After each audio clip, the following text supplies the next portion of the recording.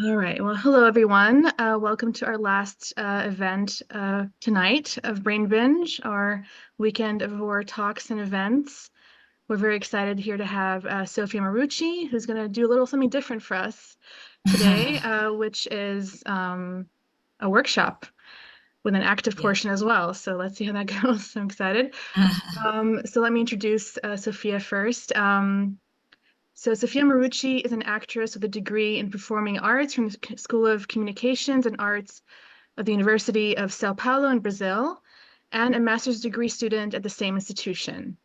Her artistic research centers on the universe of horror, focusing on the representation of bodily excesses and monstrosity in the cinematic genre, perceiving them as creative material for the performing arts. She's also the author of the autobiographical solo Monster, I've Been Dreaming About Men, directed by Vicente Antunes Ramos, based on the bodily mimesis of the monsters and the damsels in a series of horror films. All right, take it away. Yeah, it's great. So, hi everyone. Sophia. It's such a pleasure to meet you. We're gonna see each other in a bit. I'm an actress and I'm also a researcher.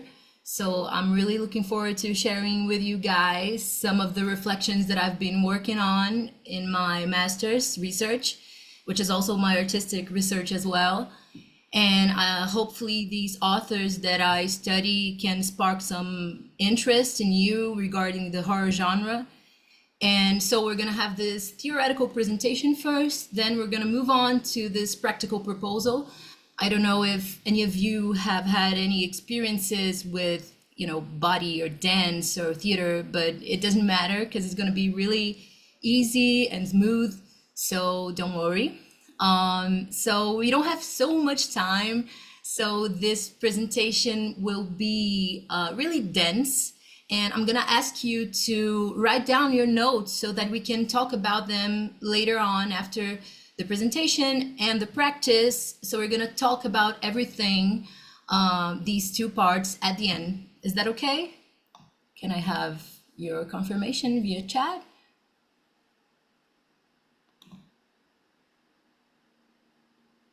Okay, I'm supposing, okay, great, great, great.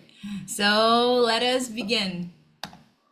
Um, well, first, I wanted to ask you, what's the first thing that pops into your head when you're facing the word horror?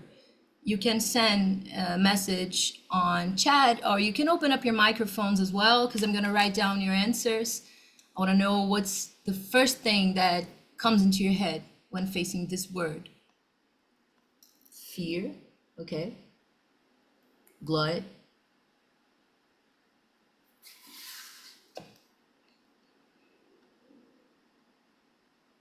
Wow, that's deep. I love it.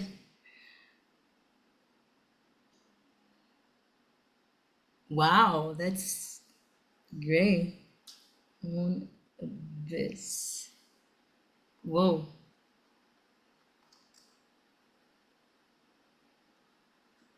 Wow, that's anyone else? Okay, Deb. Life. Great. Is that all? So, um, let me tell you the words that you've answered. Fear, blood, boundary crossing, unknown abyss with multiple colors, home, repression, death, and life.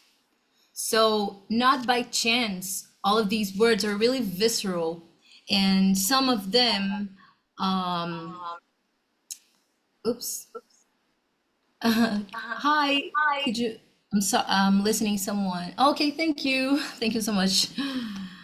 So, your words, Farzana, do you wanna share with us the first thing that pops into your head when you face the word horror? You can write it down on the chat, just so that I can have your contribution. Okay, you're the life person. Okay. Oh, taboo. Okay, so finally, fear, blood, boundary crossing, unknown abyss, home, repression, death, life, and taboo. So, as I was saying, these are really visceral words, and some of them are related to bodily qualities, physiological qualities, right? So, one of the authors that I study, who is Noel Carroll, he points out that, oops, horror comes from the Latin word ohori, which means to stand on end, as in hair standing on end. So as you can see, it's not by chance that some of the words that you've answered have this bodily quality, because horror in its origins is connected to physical alterations. So according to him, the word horror derives from the Latin word ohori, to stand on end, as hair standing on end, like when we're scared, our body hair goes up, or to bristle. And the Old French, horreur, to bristle or to shudder. And though it need not to be the case that our hair must literally stand on end when we are art horrified, it is important to stress that the original conception of the word connected it with an abnormal, from the subject's point of view, physiological state or felt agitation. So I want to point out two aspects of Carroll's argument. The first is horror extremely bodily nature. So that means that horror speaks to our bodies, and it creates bodily responses, and it provokes against our will many kinds of reactions, which are felt through physiological alterations. And these alterations are abnormal in the sense that we don't feel them in our day-to-day. We don't feel fear and boundary crossing and unknown abyss in our day-to-day, right? And they're really difficult to deal with. Repression is difficult to deal with. Death is difficult to deal with. Taboo. So these difficulties are felt in our bodies in the form of physical agitations that can involve automatic responses or feelings such as muscular contractions, tension, cringing, shrinking, shuddering, recoiling, perhaps involuntary screaming, and so on. So the second point I wanted to stress is the term that Carroll uses, the term art horror, which means an artificially produced emotion that is different from the common sense use of the word horrified. So I can say that I'm horrified in my day-to-day about the Palestinian genocide, or I can say that I'm horrified about the climate change that has affected and destroyed the state of Rio Grande do Sul here in Brazil, which has been destroyed by the floods and the rain, the incessant rain. So I can say I'm horrified with capitalism, you know? But when he speaks about art horror, he's talking about the main emotion that the genre is designed to provoke in its audiences. The horror genre's main objective towards its spectators. So, according to him, this art horror emotion is constituted by the pair fear and disgust, which are reactions generated by the portrayal of the monster in the movie. This is quite debatable. There is some criticism regarding this association between horror and the monster, since it presents limitation when it comes to films that don't have monsters in their plots. And I'm with these criticisms. I disagree with Carol in this point. But we won't delve into this here right now. And what is important really to emphasize once again is the visceral and psychological nature involved in the production of this artificial emotion of art horror. So what seems to be really valuable in Carroll's theory is the way the author associates the horror genre with the production of negative and visceral emotions like fear, disgust, repulsion, which provoke these involuntary physiological reactions in the spectator, whether through the image of the monster or even through other resources. So this visceral quality of the horror genre is great defined by the image that another author called Devendra P. Varma offers us, because he distinguishes terror from horror.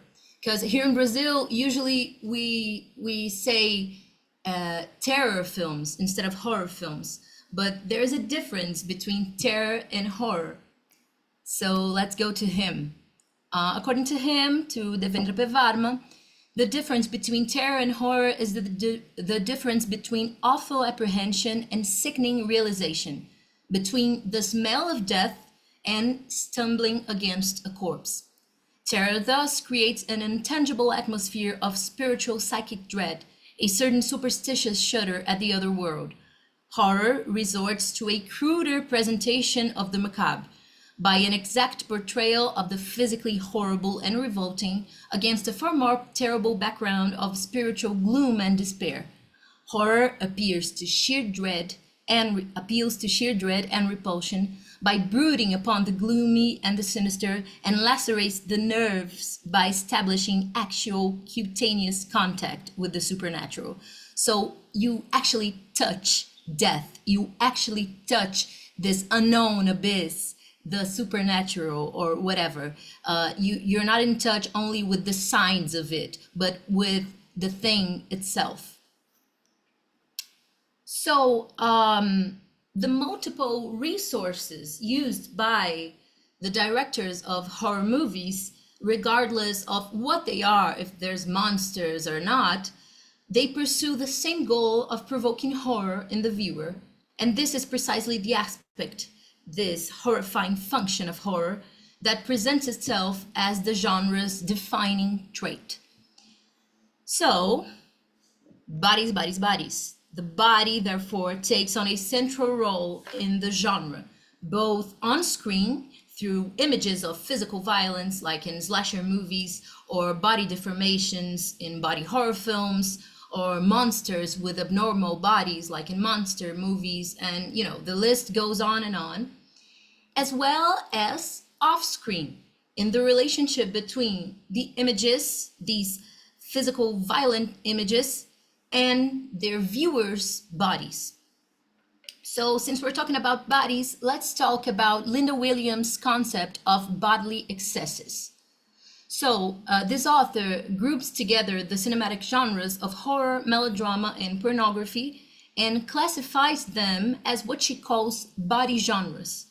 That is, gross, disgusting, and sensationalistic genres whose central aspect is the representation of bodily excesses, showing the spectator the spectacle of a body caught in the grip of intense sensation or emotion.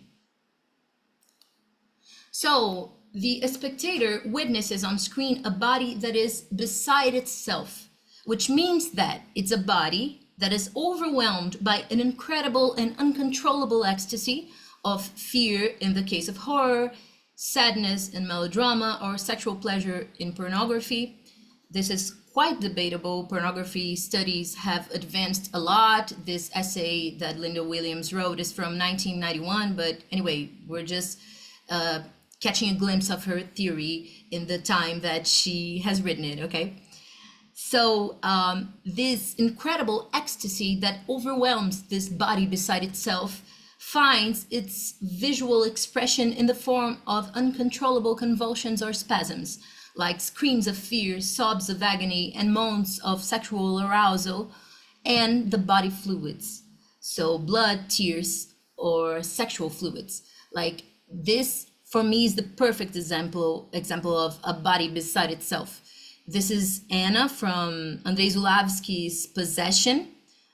It's a film from 1981, and she is oozing blood and what looks to be semen and some green stuff in the middle through all of her orifices, and she's uncontrollably spasming and convulsing, and this is a body that is excessively saturated. So if you haven't watched the film yet, please watch it, because you have the perfect example of Williams' theory.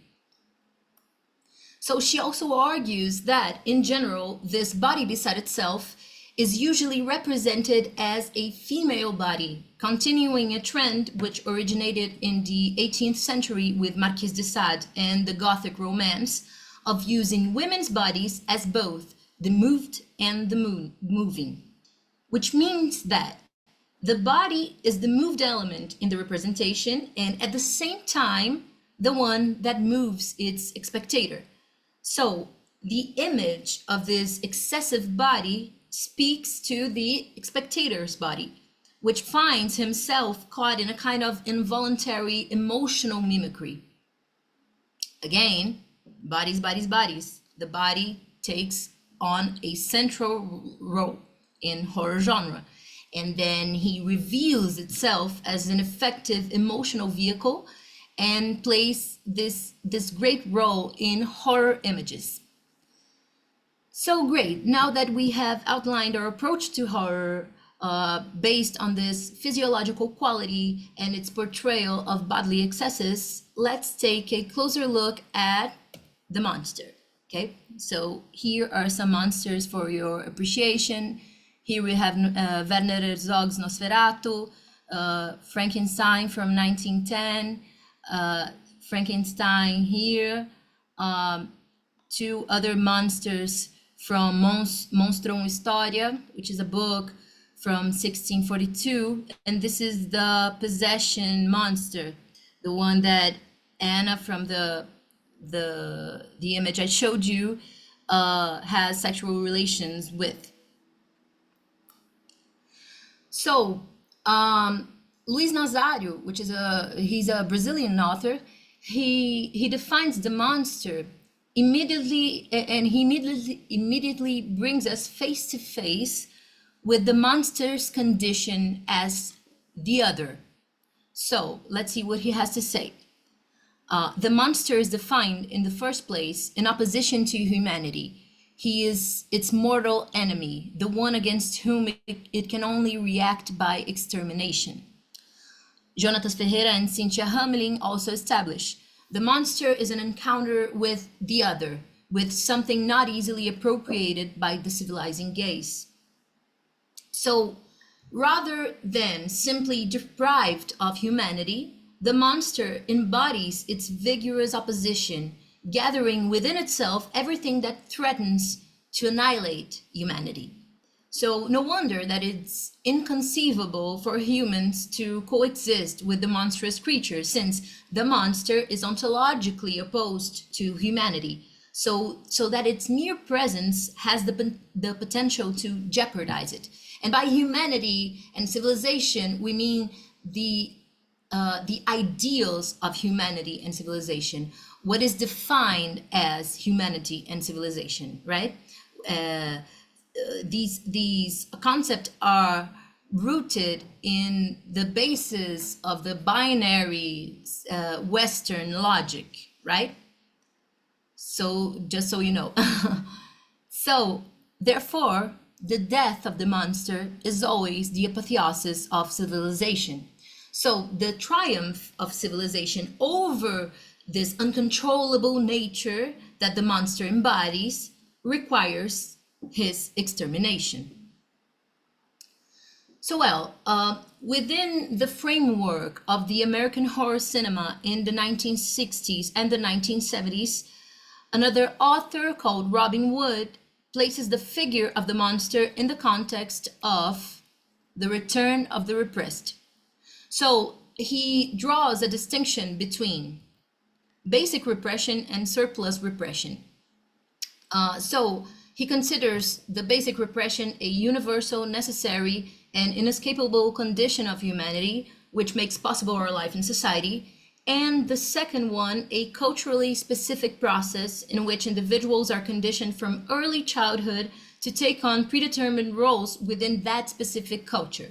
So regarding the American culture then, Wood argues that if surplus repression is successful, its individuals become bourgeois, heterosexual, patriarchal, and monogamous subjects. If not, the result is either a neurotic or a revolutionary subject, or both. So in any case, what escapes repression must be resolved through oppression, and it is precisely here that the monster emerges as something that returns from this surplus repression to horrify civilization in the form of the other. So according to Wood, it is the horror film that responds in the most clear-cut and direct way, because central to it is the actual dramatization of the dual concept, the repressed, the other, in the figure of the monster. So he argues that these American horror films from the 1960s and the 1970s are built on a basic formula, which is, oops, oh God, oh, sorry, I left a piece of wood. Let me just get this part. Okay, the figure of the other, I dropped the ball. So let me just get back a little bit. So for Wood, the other materializes that which bourgeois ideology cannot recognize or accept, but must deal with in one of the two ways, either by rejecting and, if possible, annihilating it, or by rendering it safe and assimilating it, converting it as far as possible into a replica of itself. So this is the figure of the other that is embodied by the monster. So, okay, now here is the basic formula that Wood argues that 1960s and 1970s horror films are built on. So, normality is threatened by the monster. If normality triumphs, then repression is restored. So that's it for Wood. Let's move on. Let's move back to Noel Carroll. So we can find in Noel Carroll's argument another perspective on why the monster is such a repulsive figure. He disagrees with Wood's take on the monster. He actually believes that the monster is so repulsive, so culturally repulsive, because he's equipped with an ambiguous body, which is a sign of his impurity. So the monster, according to Noel, is an interstitial being that simultaneously belongs to contradictory categories, such as living and dead, insect and human, body and machine, for example, so as to generate doubt as to which category that object or being belongs to.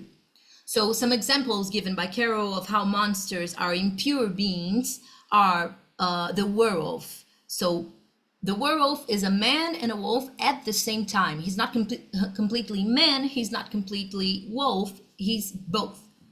The Dracula, he's dead and alive. Zombies are dead and alive at the same time. Or even a haunted house, or Chucky, the assassin doll. They are animate and inanimate object at the same time.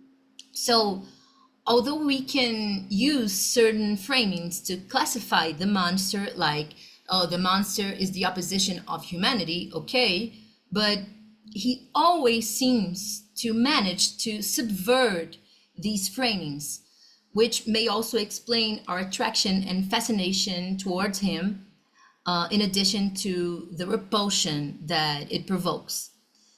So we are there confronted with this ambiguous being on the threshold between man and animal, between the human and the unhuman. It's a being or a non-being or both at the same time that is incapable of completely fulfilling a cohesive category in the current cultural classification system. So now let's move on to the origins of the monster in European and American cinema and the process of domesticating monstrous bodies. So Antoine de Baek situates the origins of cinema in the spectacular, he situates the origins of cinema in the spectacular culture of the Belle Époque in France at the end of the 19th century, which was a time when human monsters, meaning bodies with deformities that deviated from established body standards, or virtuous bodies, such as acrobats and burlesque artists, were exhibited at fairs, circuses, museums, and freak shows. So for the public of this urban society that was eager for the spectacle of these exceptional bodies to be drawn to the movies, they had to be presented with monstrous figures on screen. And according to Beck, the fascination with these bodies was due to an awareness of the inevitable annihilation of their abnormalities by the advance of the supposed civilizing progress. So according to him, this vertiginous desire to contemplate exceptional bodies inhabits the gaze of the Belle Époque, undoubtedly because spectators feel confused that these bodies are going to disappear, whether they are monstrous, virtuosi, or outside the norms, under the effect of the progress of science, the modernization of society, and because they embody moods and drives from other times to which, even if the historical period believed in progress, the public remained very attached to. So even though these bodies were born in the heart of French spectacular culture, it was in the United States that cinema bodies were mass produced, first on the East Coast in 1910 with the Frankenstein's films, and then in Hollywood with Todd Browning's Dracula in 1931. So as Beck points out, these productions, especially Browning's Frankenstein, illustrate a process of formatting bodies that Hollywood carries out on a large scale from the 1930s onwards through the mass production of horror and the glamorization of bodies so that monsters and beautiful women become film stars. So according to the author, this establishes a characteristic pattern of these productions in terms of the representations of bodies on screen, which incorporates the American cultural ideology. So according to Beck, the creatures in all their forms, from the most repulsive to the most desirable, are since then as if domesticated. They learn the rules of Hollywood savoir-vivre, not to look at the camera, to be terrifying enough, but not too much for some, sufficiently desirable, but without outraging the powerful leagues of virtue for others, to film quickly and well, to pass through the hands of the makeup artists, the costume designers, and the studio chief operators, to respect the codes of narration. And they gain glory and notoriety. The body that viewers come to see on screen has found its rules, its stars, and soon its classics. So this marks a shift from the spectacle bodies characteristic of the Belle Époque to what Beck calls the Hollywood artifice, which means a cinema that, through its rules and codes, seeks to sanitize the screen by replacing the truth of the body with makeup, grunts with dialogues, exposition with narration. So this marks the creation of a body language in cinema that softens the contradictions that the monster embodies and that we saw earlier, okay? So now let's take a look at the specific relationship between the monster and the damsel. So you'll be able to access this PowerPoint later, and I embedded a link with these kind of images, like the monster carrying the damsel. It's amazing. Check it out later. It's great. So now we have here the Frankenstein and the Dracula. So let's take a look at the damsel. Who is the damsel? So as Carol G. Clover puts it, the damsel, or the lady in distress in the movies, dates back to the 1914 series The Perils of Pauline, which portrays a white, blonde woman who needs to be saved by the male character. So we have here Betty Hutton in the 1954 version. Here's the 1914 version, the first one of the Perils of Pauline series. And here are some other damsels. It's absolutely horrifying how they look exactly the same. They're white and blonde, and they have this placid look. It really looks like the same women, but these are different movies. So the victim in classical and modern horror film takes shape in the prototypical figure of the damsel, Of course, this is not valid for contemporary horror. Luckily, this has changed a lot. So according to Clover, if the killer has over time been variously figured as shark, fog, gorilla, birds, and slime, the victim is eternally and prototypically the damsel. Cinema hardly invented the pattern. It has simply given visual expression to the abiding proposition that, in Poe's famous formulation, Edgar Allan Poe, the death of a beautiful woman is the most poetical topic in the world. So here are some other statements made by other male directors who reaffirm the damsel's role, which are presented to us by Clover. So Dario Argento, Italian director: I like women, especially beautiful ones. If they have a good face and figure, I would much prefer to watch them being murdered than an ugly girl or man. Brian De Palma: women in peril work better in the suspense genre. It all goes back to the perils of Pauline. If you have a haunted house and if you have a woman walking around with a candelabrum, you fear more for her than you would for a husky man. And then finally, Hitchcock during the filming of The Birds: I always believe in following the advice of the playwright Sardou. He said, torture the women. The trouble today is that we don't torture women enough.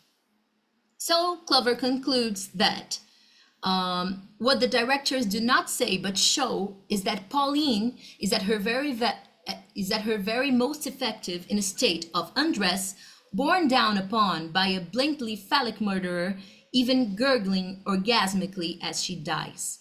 She's referring there to the slasher movies, which is a subgenre of horror. Okay, but what would happen if, the damsel must be saved from the monster by the male hero, okay? But what happens if she's attracted to the monster and dares to look directly into his eyes and express, okay. Oh yes, please, that would be great. So I'm gonna get back to it. Okay, the damsel must be saved by the male hero, but what happens if the damsel wants to look at the monster? What if she's attracted to the monster? What happens then? So let's get back to Linda Williams in her essay, When the Woman Looks. So she analyzes in classic horror films and psychopathic versions of the genre the consequences suffered by female characters when they look directly at the monster. So she argues that the female gaze at the monster necessarily implies punishment. So she highlights the moment when, in The Phantom of the Opera, 1925 movie, the character Christine unmasks the phantom, indicating how the narrative process of the film contributes to the character being punished for her act of looking. So according to her, everything conspires here to condemn the desire and curiosity of the woman's look. Our prior knowledge of what she will see encourages us to judge her look as a violation of the phantom's privacy. Her unmasking of his face reveals the very wounds, the very lack that the phantom had hoped her blind love would heal. It is as if she has become responsible for the horror that her look reveals and is punished by not being allowed the safe distance that ensures the voyeur's pleasure of looking. So, what Williams perceives from this, and which constitutes the main point of her thesis, is that this act of looking to the monster allows an identification to be established between the woman and the monster, since her gaze at the horrible body of the monstrous creature recognizes a similarity between their statuses within the patriarchal structures of the gaze. So according to the author, both the monster and the woman are relegated to a position of otherness. Remember about the other that we saw with Wood. in the other in the patriarchal context. And if the male gaze attributes a sense of lack to their bodies, like if the woman's missing something and the monster's missing something, the female gaze, on the other hand, shares the male fear of the monster's freakishness, but also recognizes the sense in which this freakishness is similar to her own difference. For she too has been constituted as an exhibitionist object by the desiring look of the male.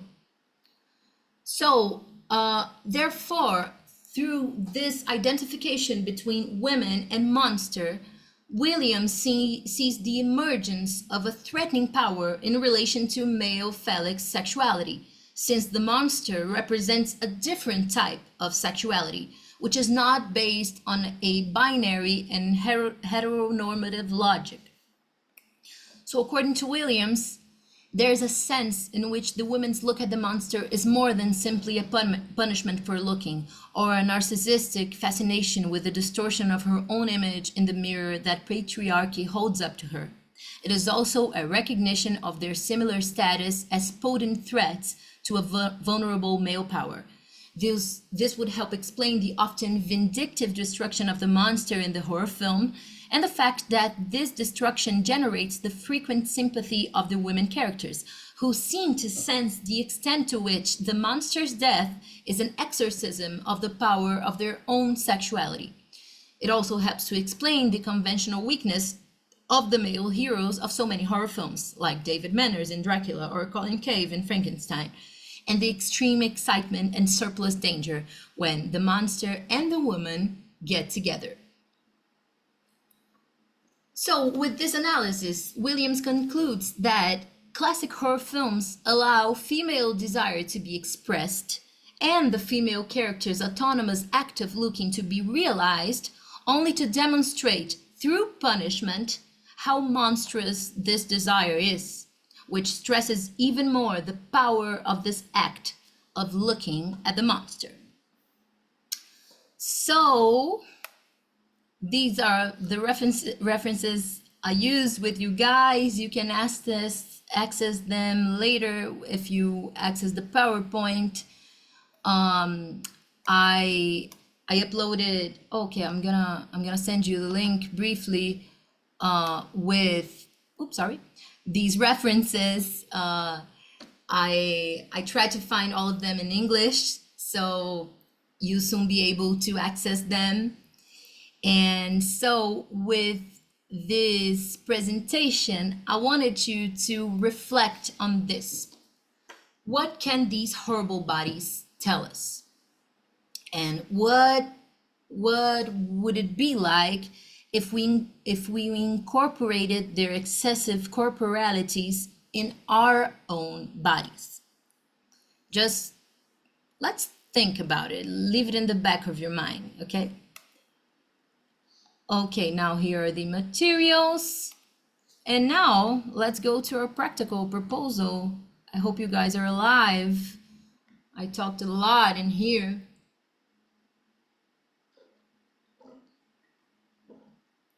Are you ready for our practical part?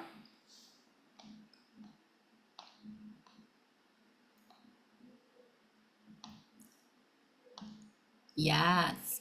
Okay. So, do you guys wanna turn your cameras on? That would be so great because I would see your faces and your bodies. It would be amazing. Yeah, right. Thank you guys. Oh, great. Thank you. So, hold on to your notes. We're gonna talk about them later. And oh, that's not a problem, Kim. That's okay. If you don't feel comfortable, that's okay too, right? Don't worry. If you can, I'm gonna ask you to stand up. Can you do this for me?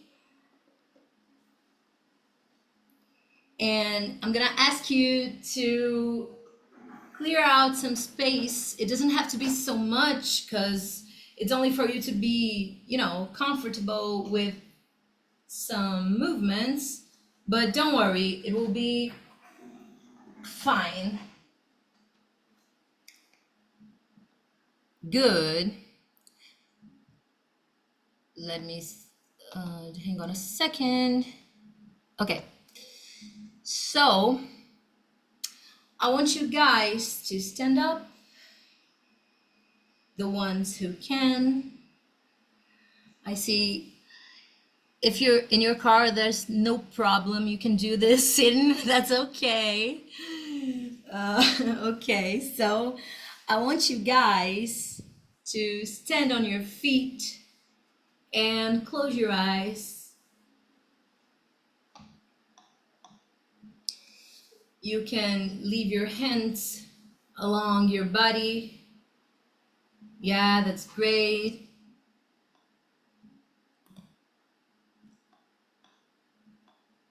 Just stay there with your feet on the ground. Breathe a little bit.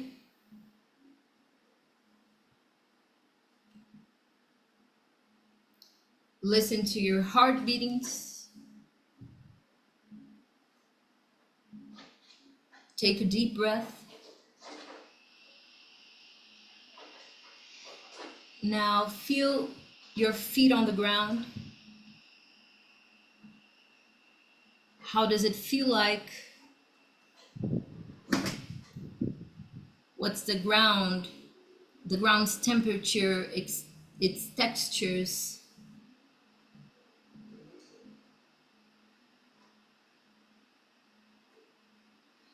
Try to analyze what parts are tense in your body, what parts ache. Just observe. You don't have to do anything about it, just observe it. How is my body right now? How am I feeling?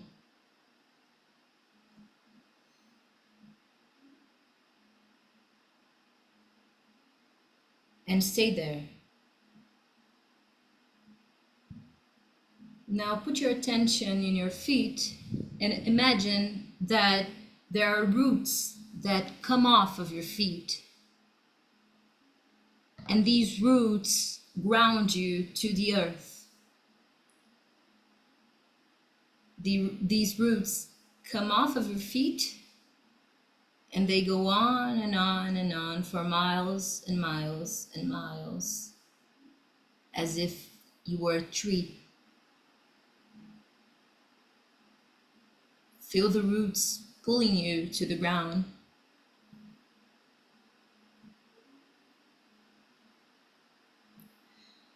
At the same time, imagine there's an invisible wire pulling you up to the sky. So you have two opposite forces operating in your body, one pulling you up and the other one pulling you down.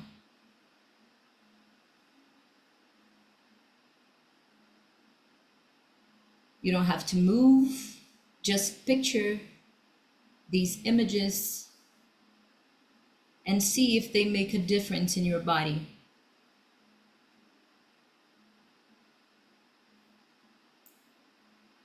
Okay, now every time you exhale, you're gonna try to relieve the tension that you feel in a joint or muscle. If you have a tension in your neck, use your breathing to lighten it up, as if the air could heal and relax the parts that are tense. Leave your hands along your body.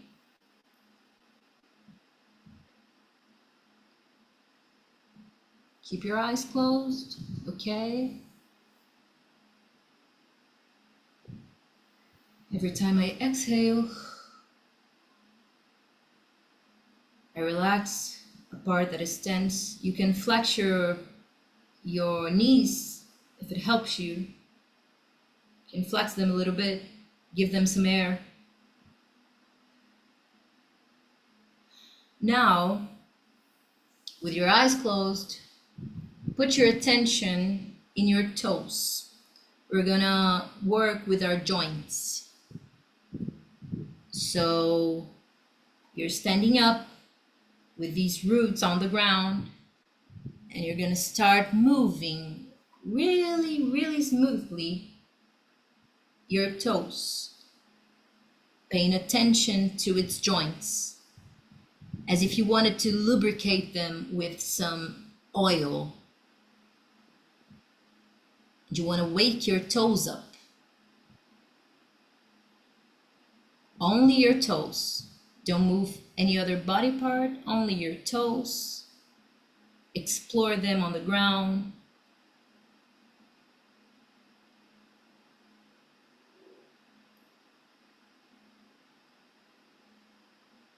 Now, aside from your toes, you're going to put your attention in your ankles. So you're moving your toes and you're moving your ankles as well, trying to lubricate this joint. What can your ankles and your toes do? Try to isolate the movement.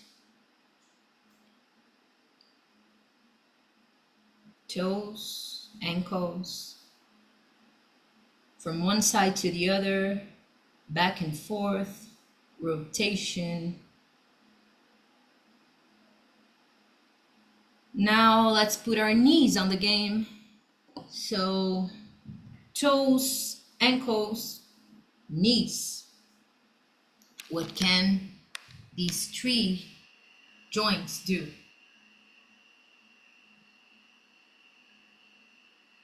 Your objective is to lubricate the joints.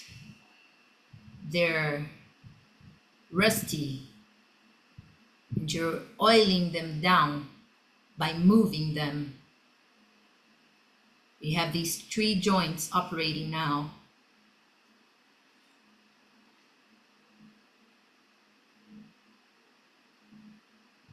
Now let's move on to our hips.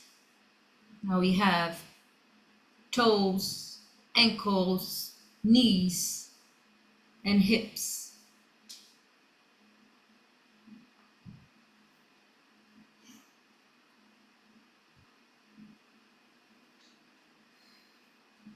Use your breathing. Exhale and oil the joints. Now let's move on to our shoulders. So we have these 5 ones operating now. Hips, ankles, toes, shoulders. Try to isolate them here, to the front, to the back, diagonal. You're making them smoother. Now let's put our elbows in, right? So you can move your elbows as well and oil them down.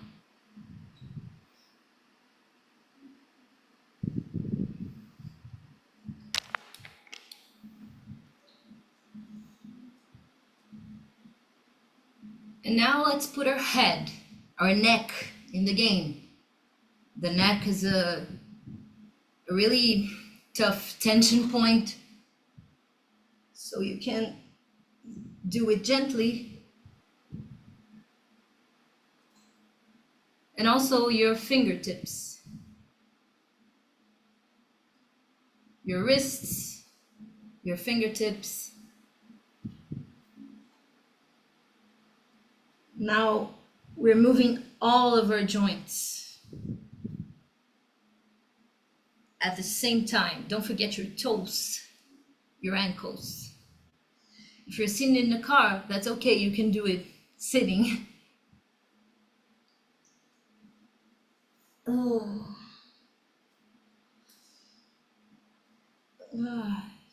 Do it gently, in your limit.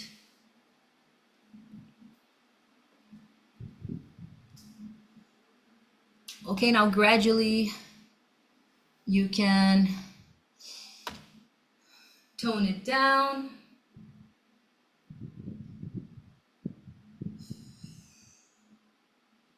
Until you're back on your feet or sitting again.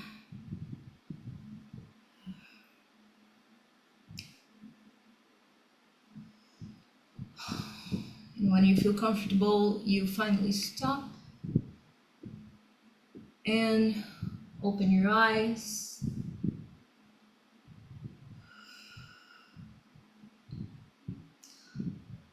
Try to capture if anything changed in your body, if it feels different or not, if your awareness of your joints are heightened or not.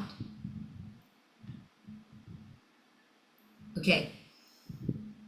Is everyone okay?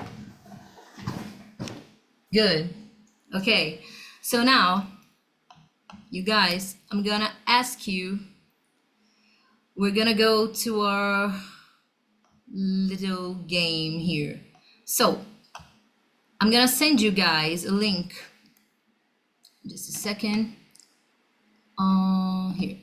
I'm gonna send you a link with 2 scenes, okay?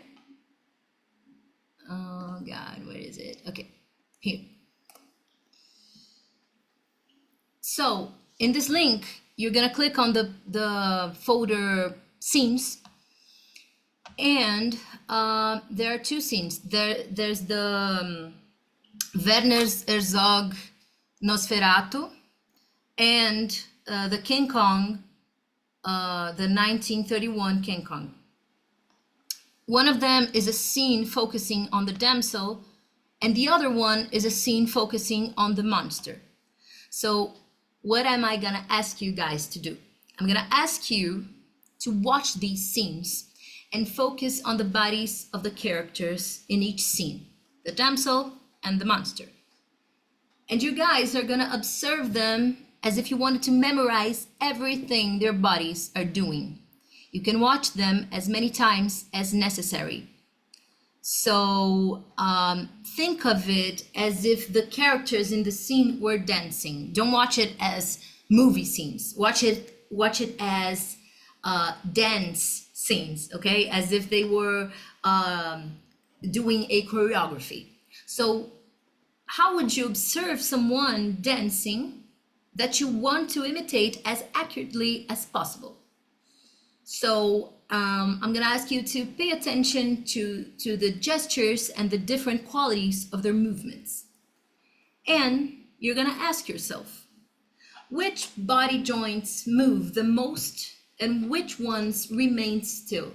We did hear a little bit of this body joint recognition. So use this experience to watch the others' bodies, these others, the damsel and the monster's bodies, to recognize how their joints are moving, okay? So pay attention if their movements are light, heavy, fluid, intermittent. And pay attention to what are their facial expressions like. So I'm gonna leave this here, okay? These points so that you can remember them. And I'm gonna ask you to imitate the body of one character and then the body of the other one freely. I know this sounds a lot, but trust me, when you're studying someone else's choreography, it's much easier to study them with your own body. Like, you're gonna watch it and you're gonna try to imitate them as you can.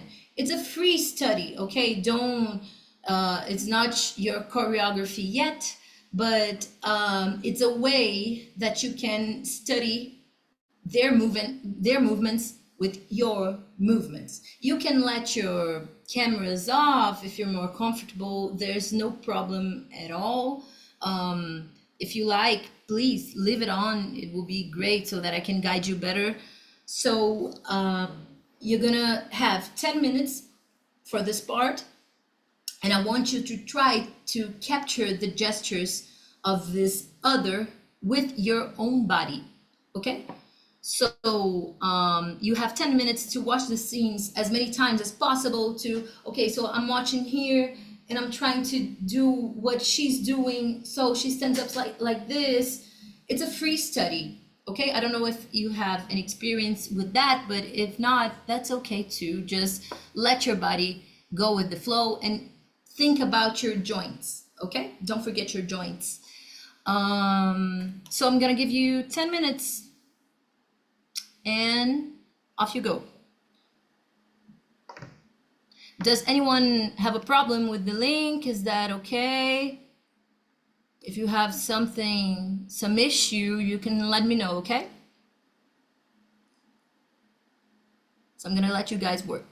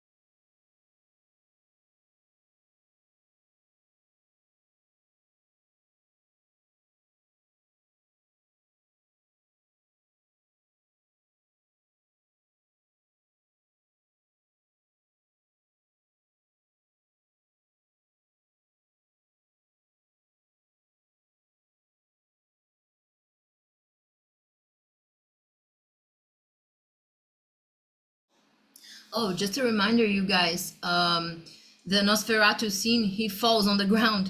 So let's not consider this part, okay? I forgot to cut it when he falls on the ground. So I know it's a little difficult to, imitate this at home. So don't consider the part that he falls on the ground and starts convulsing, okay?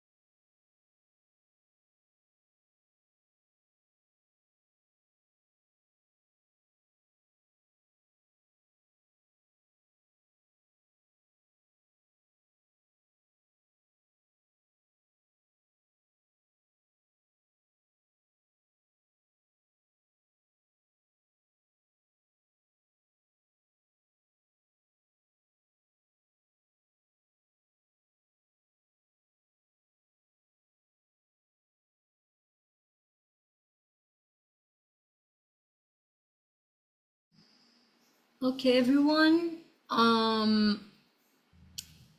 You guys there? Is it okay?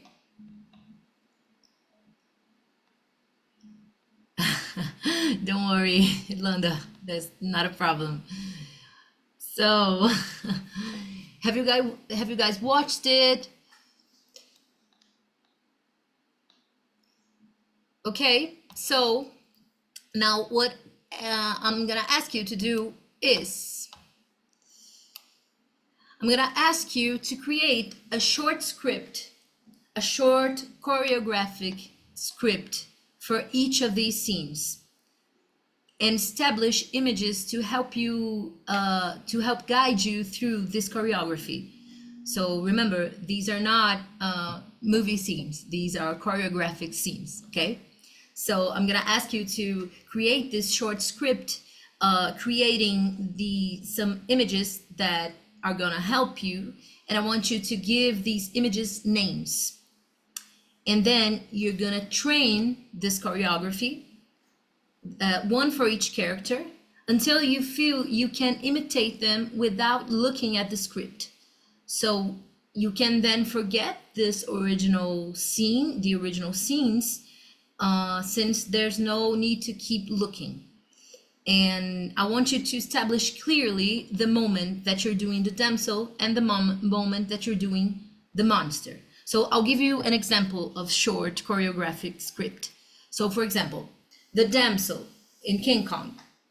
My script is, the first image is hands bite, because the first thing she does, I know that is something like that. She does something like that with her hands and she bites her lip. So when I think of hands bite, I know that I have to be here.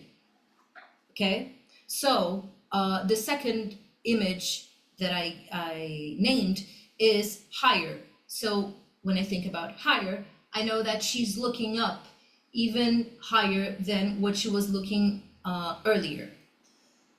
The monster, it's the moment that she sees the monster. So I know her hands go up, her eyes go wider, her mouth opens up. So when I think about the monster, I think about this. Cringe, cringe. When I think about cringe, cringe, I know that she cringes and shudders and her hands go, they open up even more. And then finally, for me, when I think about scream and hide, it's the moment that her hands go up and she screams. Okay, so I created these images to help me go from one movement to the other, from one expression to the other. So I want you can use this as a model, but I encourage you to create your own images. So because these ones, they may serve for me, but they may not actually serve for you guys.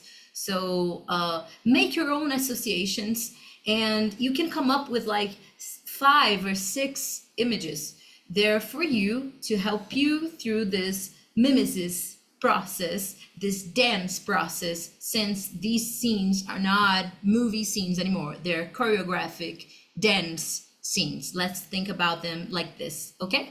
So do this for the damsel and do this for Nosferatu. Remember, let's take off the part where he falls on the ground, okay? Because it's not gonna be so good. I'm worried you guys will get hurt, and so I'm gonna let the example of the short script here so that you can see it and and be inspired by it.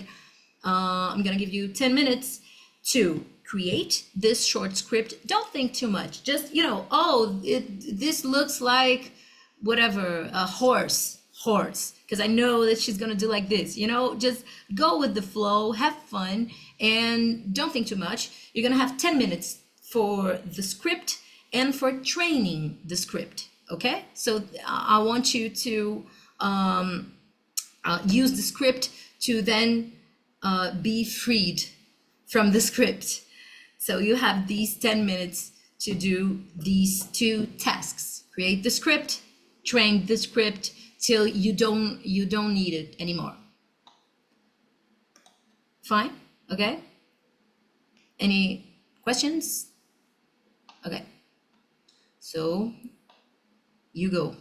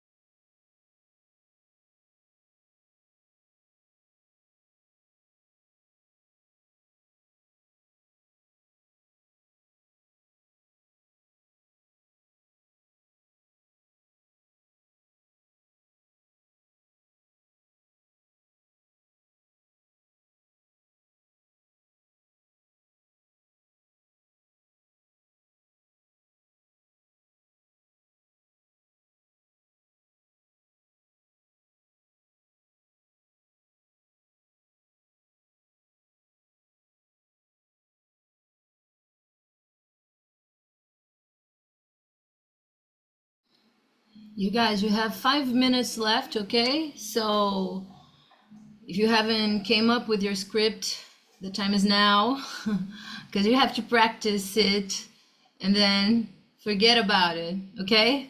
So 5 minutes.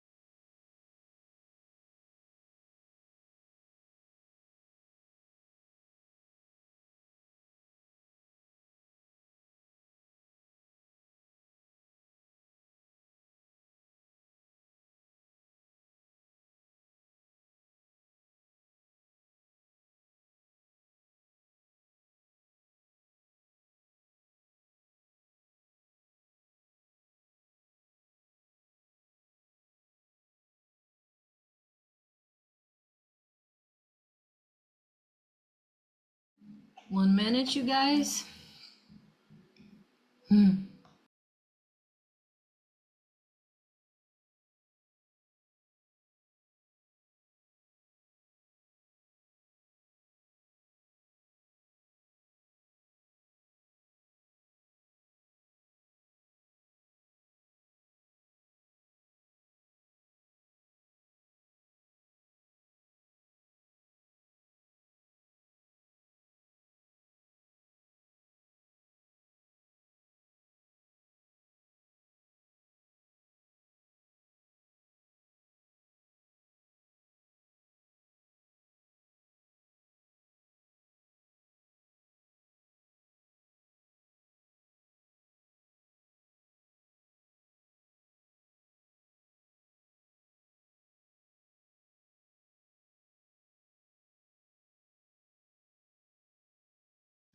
Okay, the time has ended.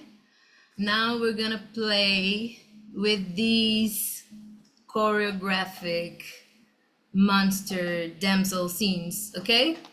So what we're gonna do, I really encourage you guys to open up your cameras, because now we're gonna play the little game of, oops, sorry, what did I do? Oh God, I don't know.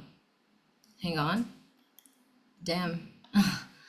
Okay, so, oops. Oh Lord. Hang on a minute. Okay, so now what we're gonna do is, God. So, I want you guys to open up your cameras if you feel comfortable with it. I really encourage you guys to do it. And on my signal, you can find a spot, again, clear out some space.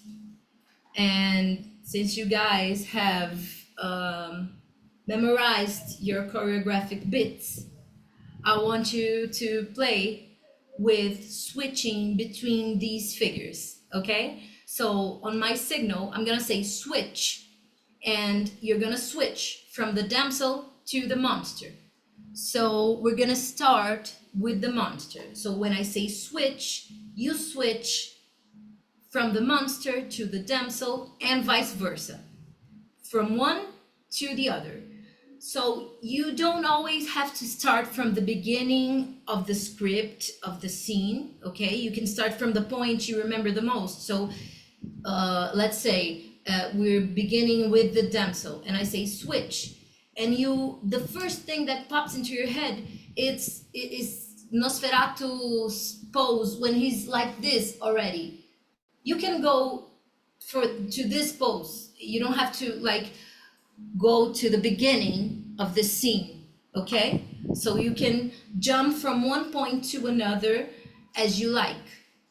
So is everyone cool with it? Can we start? Yeah? Yeah, great. Yes. So we're gonna start with the monster, okay? We're gonna start with the monster. So normal. So point zero, you're standing up, both feet on the ground, your hands along your body, you know, you're just you.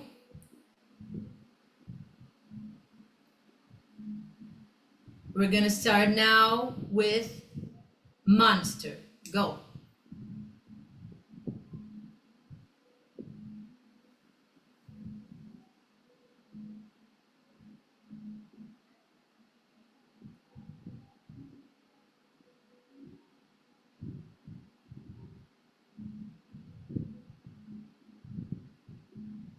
Switch to the damsel.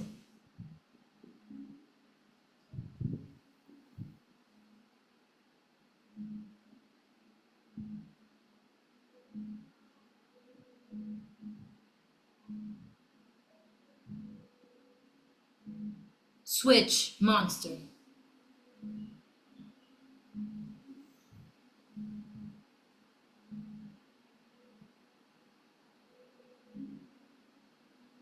Switch, damsel.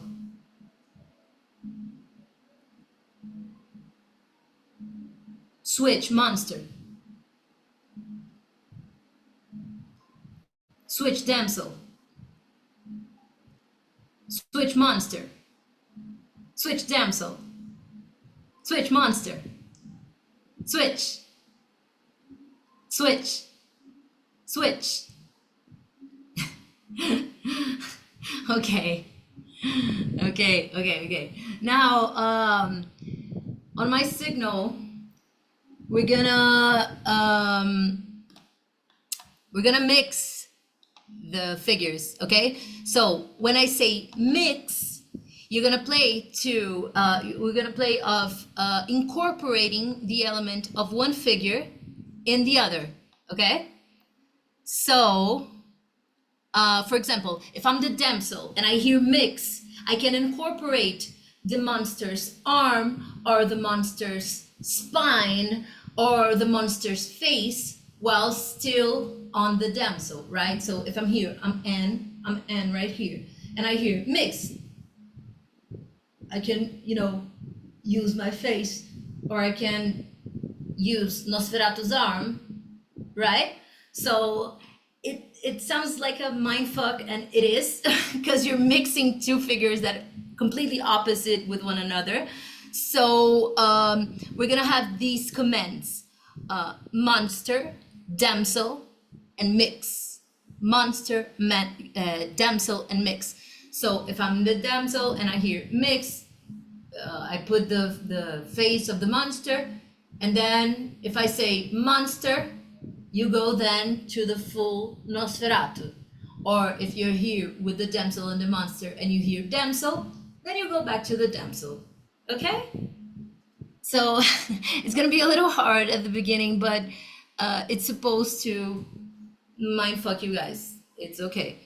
Try to understand what part of me is damsel right now, what part of me is monster, and how they're coexisting in my body. Okay, so commands: damsel, monster, mix. Damsel, monster, mix. Not necessarily in this order. So let's begin. So point zero,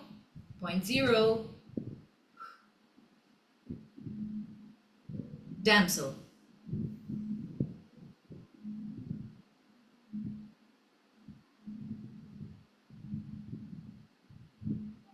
Mix. Yeah, right. Choose one element. Choose one element and keep the damsel. Don't forget the damsel's still there.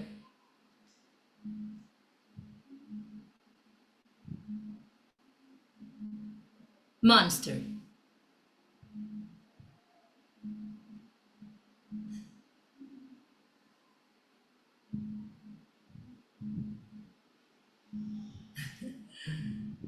Mix.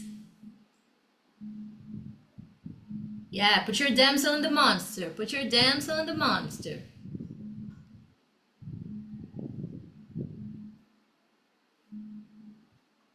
Damsel. Mix.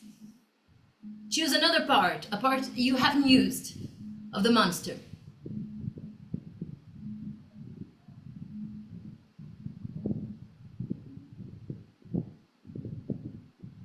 Damsel.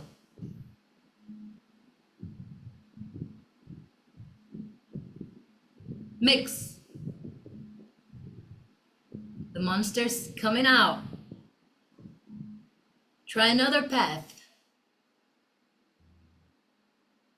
You're still in the damsel.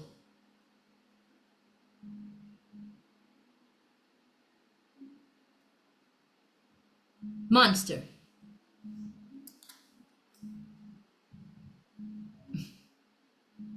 Mix.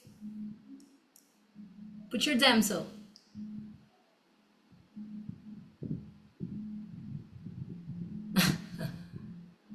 Great. Monster.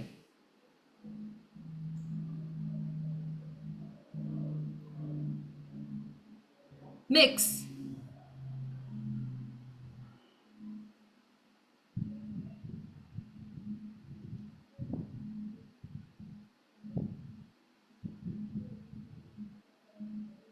Okay, let's go back to point zero.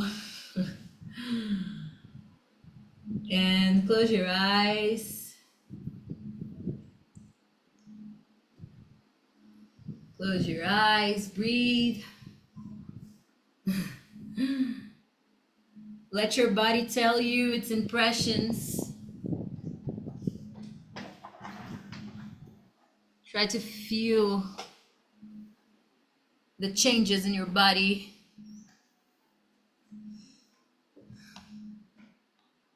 If you want to write them down so we can talk about it.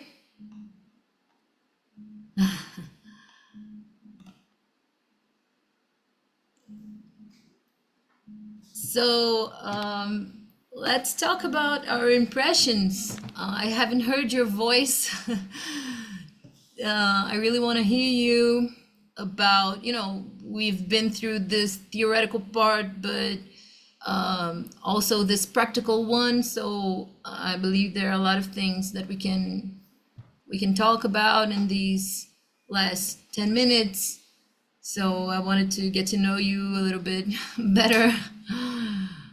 I want to know how you felt during this practice, and um, if it communicated with you, considering all the concepts that we've been through earlier also. So the mic is open. The cameras can be open too. Hi. Hello. Hello, hello. Can you hear me? Yeah, Yeah. yeah. Was very nice. Thank you so much. Oh, I you're welcome. Thank you. it's very hard to, I mean, at least for me, I don't know about others. It's very hard to uh part of interior is that Sorry, I'm struggling to listen to you, Farzana. There's Is a it? some noise of a helicopter or something. Oh God. So I'm gonna mute me, okay? yeah. Okay, now just wanted to say that it was very difficult for me to see the difference between them because although I know that in films Between you different mean the damsel and the monster, people and you mean? monster, yes, yeah, Oh, really? Okay. yeah. Because because there are just both of them for me monster. Yeah, But you can think of the damsel as a kind of, patriarchy white monster, right? exactly. And also, but the other things you said something in a theory part at the beginning is that the existence of the monster need understanding of who is human or something similar in that Yeah, line. yeah, yeah, And and I think if the notion of who is human is a bit unstable, like a yeah. piece of film that we watch, we don't know actually. Uh, Mm. so that's it become very difficult. And when I was just trying to get the mimic, no, is that the monster? Is it the damsel? So I would just flip, Mm. and it was very good that Okay. that was Yeah, me. but Mhm. oh, great. Thank you so much. It's so interesting what you said about the definition of the monster being conditioned to what is understood as humanity, right? Because who is to say who's the monster and who are the humans, right? So many bodies are monstrosities, understood as monstrosities, and what defines this line between humanity and monstrosity. So it's so amazing that you brought that, because I've held this workshop here in Brazil with some dancers and and actresses, and one of them told me like this damsel for me is so monstrous actually, because I can't achieve this femininity pattern, this established pattern, so this is it's such an amazing reflection that you brought us here. Thanks so much. I really enjoyed how you chose those two clips to be so parallel to each other in terms of both the movements and the kind of like narrative occurrence of what's happening, that they both are in a state of horror upon seeing something. And in one case, it's a monster that's off screen, and in the other case, it's daylight or sunlight. Yeah. And I mean, I personally am very sun sensitive and I get break out into a rash if I'm too much in the sun. So I can definitely relate to Nosferatu in this scene. But their hand movements are also so similar. When she's raising her hands up, it's kind of curling and tensing in this weird way, and it's very similar to what Nosferatu is doing with his hands. So I really thought, okay, you're really drawing a parallel here. I mean, I assumed that was very intentional on your part. So that, yeah, when it came to the switching between them, there were sometimes I was like, how can I, but they're doing the same things. I just slight changes of where the hands are, but they're actually kind of, they're very similar. And the way that she's heaving her body, breathing in horror, is very similar to the way he's heaving his body, his breath, and heaving his body. Yeah. Yeah, that's so, yeah, that was intentional, of course. And it's, I'm so happy that this was felt in your body, right? Because you feel it doing it. Maybe you don't, if you watch it simply, you wouldn't have noticed this, but when you actually put yourself the task of imitating them, you can feel, okay, I think they are a little bit more similar than I thought, right? So it's so amazing that you brought these similarities after the practice, and this difficulty in distinguishing them from one another, because this identification between them, I believe that expresses in their bodies as well. So I think it's a way of, you know, getting to get in touch with their similarities via the body. So yeah, great. Yeah, I can. You hear me? Yeah. Yeah. I found it really interesting, the mix part. And for me, it was easier to act like, I don't know, to have some ideas of the monster. And it was interesting because when you told about the script, I just made one drawing, two figures. But when you started, let's move, this was really different. And I thought, okay, when we were all together in a room, it was maybe a little bit more fun because to see the others. But I found it really interesting because you know to act in one character, even if you don't like it or something, you can exaggerate it. But this mixed thing this was really quite new, and also the rhythm you gave, this was very, very cool. Yeah, I enjoyed it. I really enjoyed it. I was very tired today, but I really had after a time I really had really fun with it. So thank you very I'm so much. glad. Oh, you're welcome. I'm so glad. I know it's earlier here in Brazil. You're 5 hours ahead. You're in Berlin, right? Yeah. So okay, it's later I think, there. yeah. So yeah.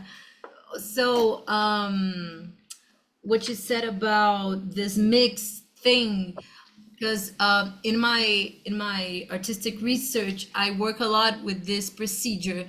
So there are moments in this solo work that I have that I'm gonna send you guys if you want to, you know, watch some scenes of it, that in the same, like, what I was wondering, like, what would it be like if the monster and the damsel were cohabiting the same body, which is a possession, right? The possession process is this coexisting of the two entities, the woman and the monster, or anyway, the woman as the receptacle of the monstrosity in the case of these traditional horror films. Yeah, but it could be, I think that how can we turn our bodies in the receptacles of monstrosity via these imitations, right?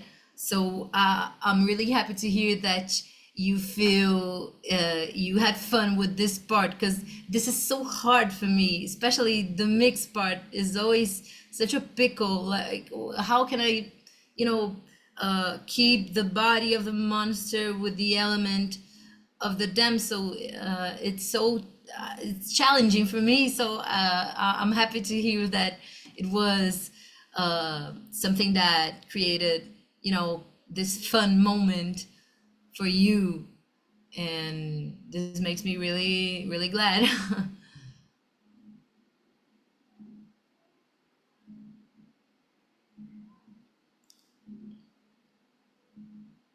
I don't know Hi. how the time is going, but can I jump in? Hi. Yeah. First of all, I have to apologize for the circumstances that I took the That's workshop. okay. Yeah, that's okay. I'm glad you're here. Um, Thank you. And I had this kind of exercise before, but I never thought about it in horror. And it was really interesting in that point of view because when you have these exercises, sorry, my native language is not English. I'm from Mexico. Yes. So, From Brazil. That's okay. We're Latins. okay. So you explore your body and you try to connect the dots, and it's like going on a trip on yourself.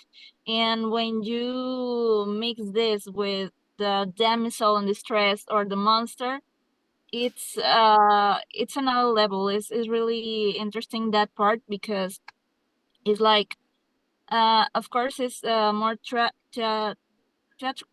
eh, what's the word, theatrical than maybe acting right now, but it really helps you out to know more the kind of character or the complexity of the body and horror. And when and it was really fun make all these exercises in line to cross the border, and people look at me because we was like in my car, but okay. Like crossing boundaries, right? Boundary Yeah, crossing, literally. Like, literally, because I was in my car and we were waiting in line, and it was like, okay, I have the time, but I don't know, people that were selling stuff and candy and all this stuff, it was like walking through like, hey, oh my God. it's really It's fun, but yeah, it's okay. I don't know about that. I'm glad And you could do it. I just I couldn't make the mix, and I think that I will love that part because, like you say, it's like you have to disconnect your mind and you have to be both. It's like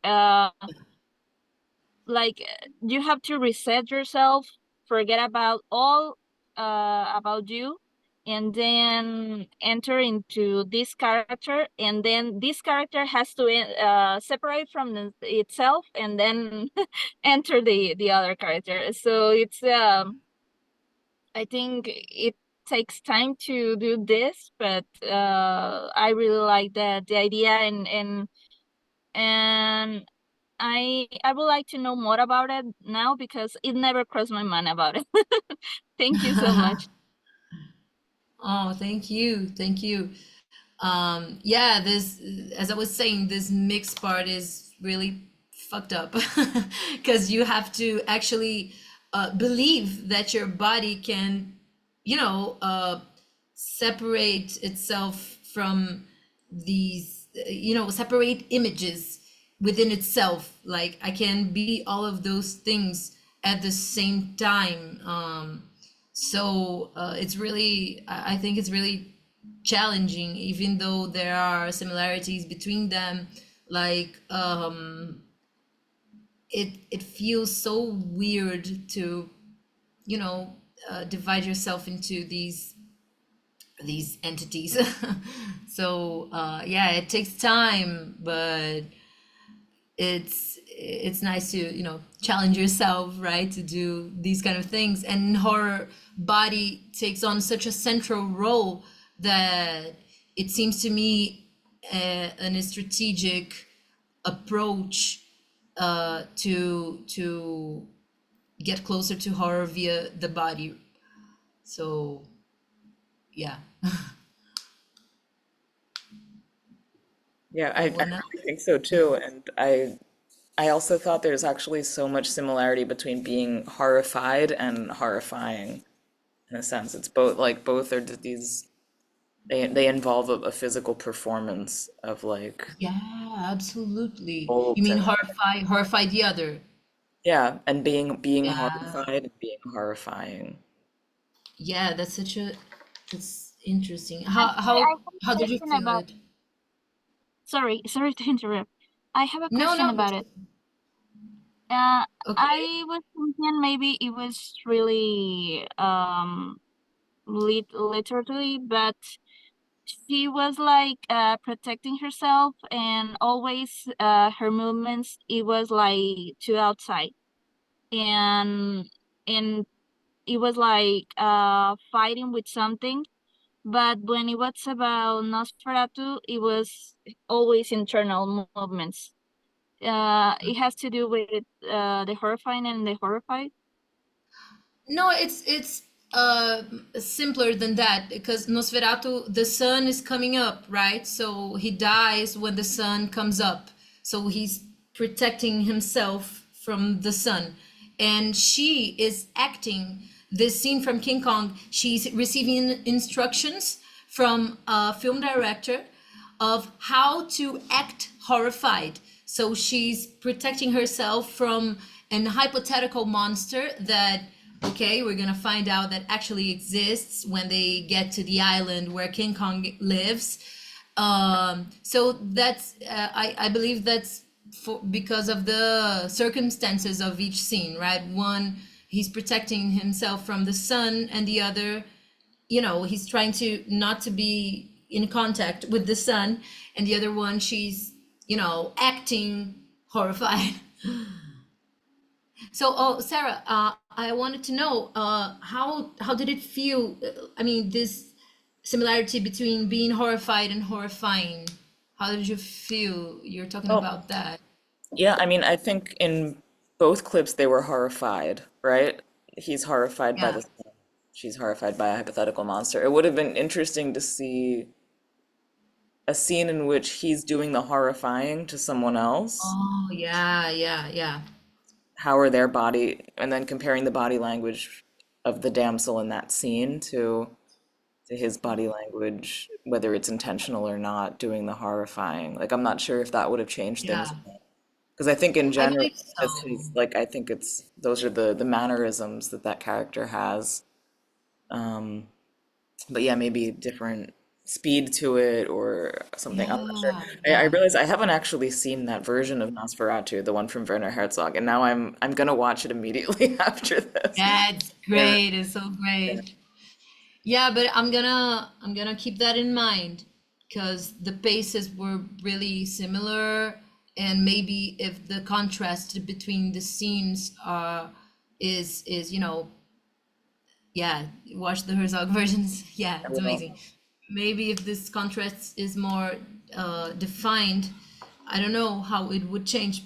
I believe there would be changes, and mainly between the being horrified and horrifying. I'll keep that in mind for the next time that I conduct it. Thank you so much. Yeah, I had never heard this parallel made before between the damsel and the monster, the way that you did, the way that you kind of constructed this this like similarity, this like this bond between them. And I'm really curious about it now to like discover it, to explore it further. Well, I have I'm gonna send you guys. Okay, I sent you the link with the references and the scenes. So there in the references, there are a lot of PDF files of texts, Linda Williams, especially, but I can add some more there that talk specifically about this relationship between these figures. So you can access them freely, and I can add some more text there. So I'm glad that it sparked your interest.